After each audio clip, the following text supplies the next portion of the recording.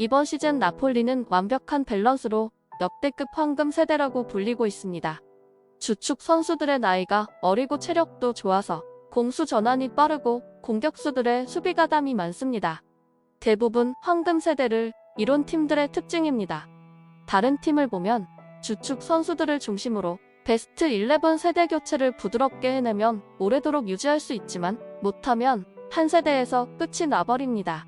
나폴리가 대단한 게 팀 자체를 재건하면서 스타 플레이어 하나 없이 전 세계에서 원석 같은 선수를 잘 다듬어낸 결과물입니다.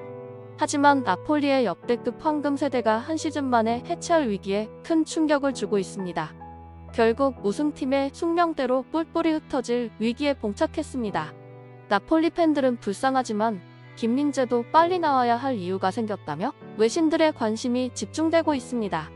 이번 시즌 나폴리는 세리에 A뿐만 아니라 유럽 무대 전역을 호령하는 강팀으로 주목받고 있습니다. 특히 철벽 수비 김민재와 아미르 라흐마니로 이루어진 센터백이 수비진을 지탱하고 오시멘과 흐비차 크바라츠엘리아 등이 있는 날카로운 공격진이 일품인데요. 이런 상황에 역설적인 일이 일어나게 된 것입니다. 현재 구단 내 최고의 기량을 보여주고 있는 선수들을 지키기가 어려워졌습니다. 나폴리 구단은 22-23 시즌 우승을 추구하면서도 다음 시즌 계획 역시 세우고 있습니다. 당장 팀의 핵심으로 평가받는 김민재와 오시멘이 맨체스터 유나이티드, 파리 생제르맹, 레알 마드리드 등 빅클럽으로부터 구애를 받고 있는데요. 김민재의 바이아웃 금액인 5천만 유로와 오시멘의 몸값으로 평가받는 1억 5천만 유로쯤은 전혀 어렵지 않은 금액인 것이 한몫했습니다. 하지만 문제는 나폴리가 잡아야 할 선수가 둘만이 아니라는 점인데요. 골키퍼 알렉스 메렉과 오른쪽 공격수 이르빙 로사노, 미드필더 피오트르 지엘린스키, 중앙 수비수 아미르 라흐마니가 이번에 계약을 갱신하지 않으면 결국 이별해야 합니다. 이들 모두가 내년 6월에 계약이 만료되는 선수들로 연봉도 메렉 150만 유로, 지엘린스키 350만 유로, 라흐마니가 180만 유로 등으로 한없이 싼 가격인데요. 이런 이유로 여러 대형 클럽들은 큰 폭의 연봉 인상을 제시하면서 선수들의 마음을 돈으로 사고 있습니다. 나폴리로서는 이 흐름을 저지할 방도가 없는 것이 문제입니다.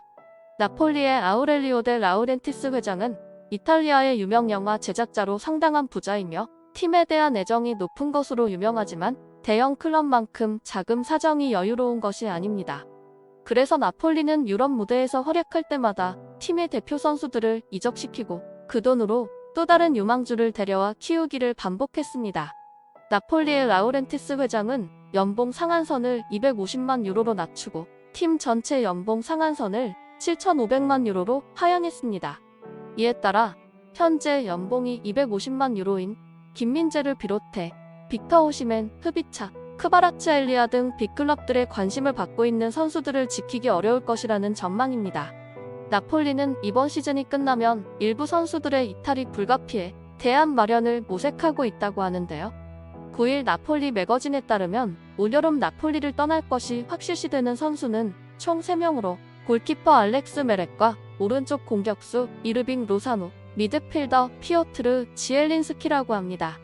매체는 그 외에도 떠날 수 있는 선수들이 있지만 나폴리는 일단 이들의 이적을 고려해 새 선수를 알아보고 있다라고 밝혔습니다.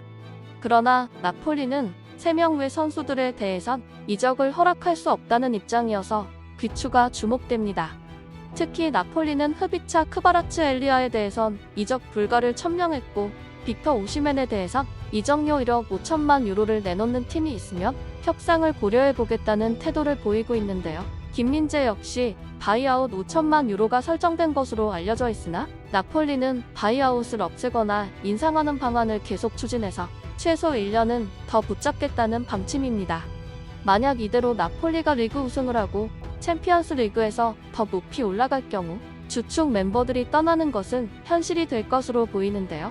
이렇게 될 경우 다음 시즌 나폴리는 또 한 번 새로 시작해야 하고 만약 김민재가 나폴리에 남게 된다면 힘겨운 싸움을 해야 할 수 있습니다.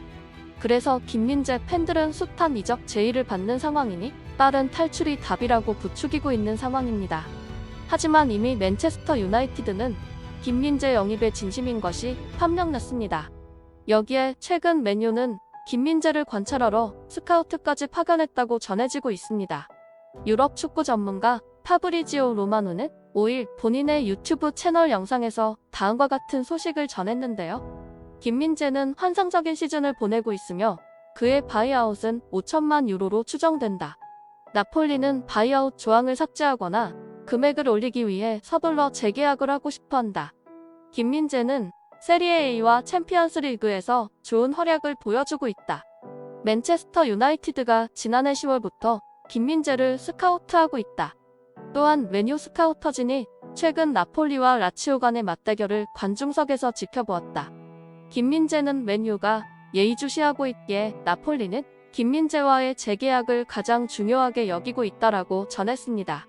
나폴리가 김민재의 바이아웃을 없애기 위해 사활을 걸고 있지만 김민재는 나폴리 제안을 수락하지 않았습니다. 나폴리가 김민재의 마음을 돌리기 힘든 상황에 맨유가 김민재를 찾는 이유가 또 있는데요.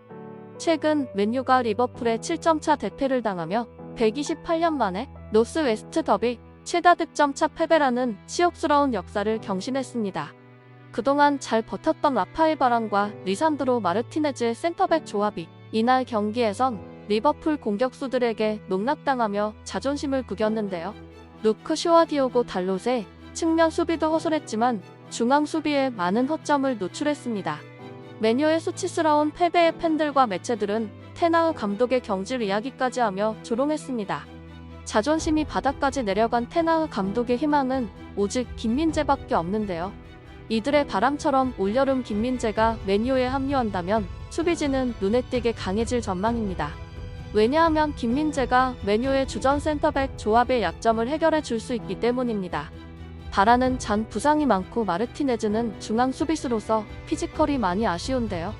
반면 김민재는 올 시즌 세리에 A에서 체력 안배 차원에서 쉬었던 한 경기 빼고 모두 출전했을 정도로 부상이 없었습니다. 이번 월드컵 때 종아리에 이상이 왔지만 빠르게 털어냈고 수비로 유명한 이탈리아에서도 괴물로 불리고 그 덩치에 빠르기까지 합니다. 나폴리의 스팔레티 감독은 이런 김민재의 수비력과 커버 범위, 축구 지능을 믿고 다른 선수들의 전진을 유도하며 공격 중심의 축구를 구현하고 있습니다. 이번에 맨유가 라이벌 리버풀에 당한 수모는 김민재의 이적을 더욱 가속화시키는 계기가 될 수 있을 것으로 축구 전문가들은 예측하고 있습니다. 파비오 칸나바로의 동생이자 나폴리의 레전드 파울로 칸나바로는 현재 엄청난 활약을 펼치고 있는 김민재에 대해 언급하였습니다. 김민재를 봤을 때 그는 경기 내내 집중하는 이탈리아 수비수들과 매우 비슷하다. 그는 중국에서 지금과 같은 선수였지만 약간 더 여유가 있다. 터키에서는 유럽 축구계가 어떻게 돌아가는지에 대해 잘 이해했다. 그리고 이제는 보시다시피 뛰어난 선수가 되었다. 김민재는 아무것도 두려워하지 않으며 매우 높은 수준의 집중력을 보유하고 있다. 일반적으로 좋은 모습을 보여주는 수비수보다 항상 집중을 하는 수비수를 보유하는 게 더 좋다. 신체적으로 봤을 때도 김민재는 기계다. 엄청난 신체적 조건을 갖추며 성장해왔다라고 전했습니다. 나폴리에서 폭발적으로 성장한 김민재의 다음 행보는 과연 어디일지 귀추가 주목됩니다. 지금까지 든든TV였습니다. 구독과 좋아요는 영상 제작에 큰 힘이 됩니다. 다음에 더 재미있는 영상으로 찾아뵙겠습니다. 이 채널을 위하여 소중한 시간을 내주셔서 감사합니다.